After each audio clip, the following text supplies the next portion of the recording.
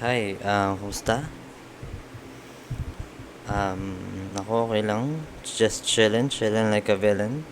Sana kayo rin. May gusto lang akong i-recommend sa inyo na libro. Ang librong Down and Out in Paris and London ni George Orwell.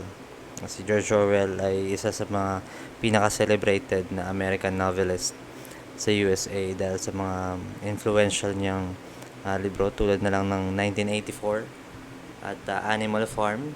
Baka alam nyo, nabasa nyo na o napanood nyo yung mga pelikula adaptation na inilabas tungkol doon. So, itong Down and Out in Paris and London, nabasa ko siya actually unang beses noong 2022. Kasi, relate ako dun sa kwento kasi tungkol siya sa pagiging pulube. Hindi ganun nangyari sa akin mas malala tong libro. Tenfold. Pero, meron kasi nung ilang chapters na nag-sideline siya as dishwasher tapos um, parang tagalinis rin ng buong kusina tapos boy pa nila alalay nung mga alalay ka ng waiter sa restaurant. Bale, kumbaga, alalay ng panday. Relate ako doon kasi hindi naman ako naging ganun, pero yung trabaho para sa maliit na halaga na to the point na wala ka ng oras sa isang araw, ilang linggo ka ng trabaho, tulog lang. Napunta ako sa point na yun lalo na nung bago lang ako dito at nagtrabaho ako sa Telos kasi galing kami sa Las Piñas, pupunta ng Taguig araw-araw, 3 hours papunta at 3 hours pa uwi. So yun. Pero maganda sa librong to, may mga araw na hindi siya kumakain Hindi siya kumakain 3 araw, ganyan. Tapos, kakain man siya, ilang pirasong tinapay lang. Mga kasama niya, mga kapwa niya, pulubi. Meron kasi mga parang orphanage para sa mga kanila na parang papayagan sila matulog sa isang bahay. Government program, ganyan.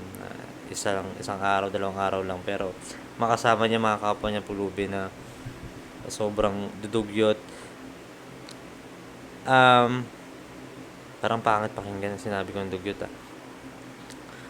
Pero yun na nga Alam mo yung tanggap na nila na ganun sila.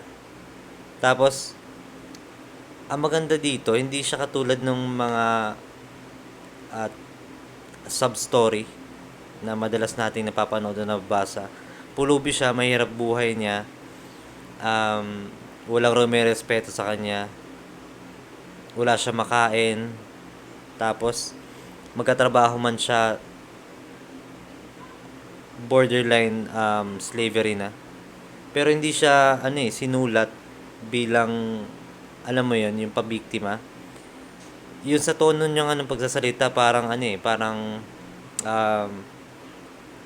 with a sort of amusement. Kasi hindi naman siya pinanganak na pulubi. Naging pulubi lang siya kasi war veteran siya na stuck sa France. Kaya palaboy-laboy siya doon ng mga 1 taon yata, mahigit. Tapos yun, hindi lang niya basta kinikwento sa experiences niya kasi based on a true story nga to. Based to sa talagang first-hand experience si George Orwell. Hindi ka lang niya kikwentuhan kung ano nangyari sa kanya. Ipaparanas niya sa iyo kung paano gaano kahirap yung mga naranasan niya. Kasi kasama mo siya kahit sa mga mundane na scenes o mundane na nangyayari sa buhay niya.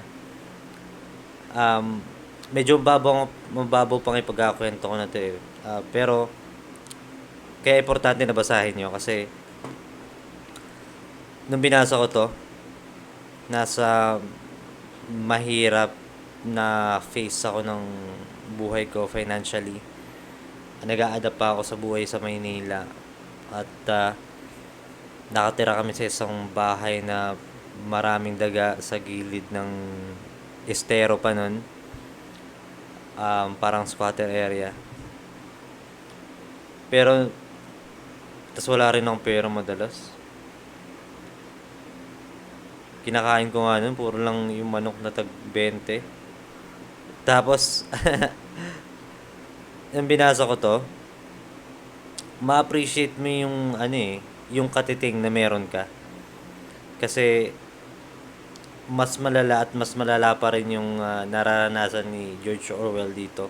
At saka siya, mas malala yung nararanasan niya pero hindi siya awa sa sarili niya. Kasi hindi naman habang buhay ang paghihirap at saka parang contradictory itong sabihin ko. Hindi habang buhay ang paghihirap.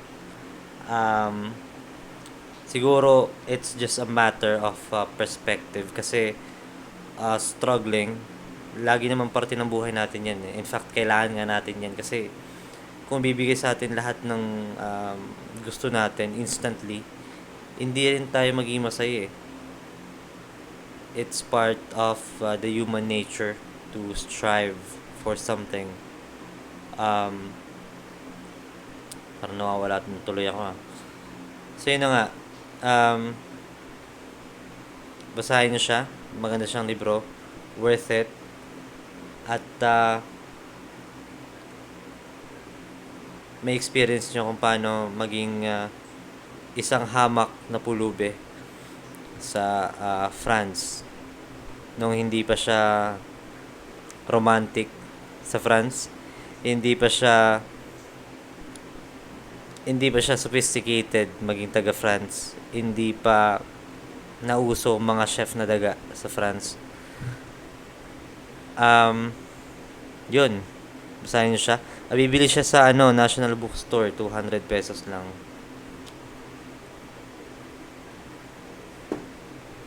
See you next time.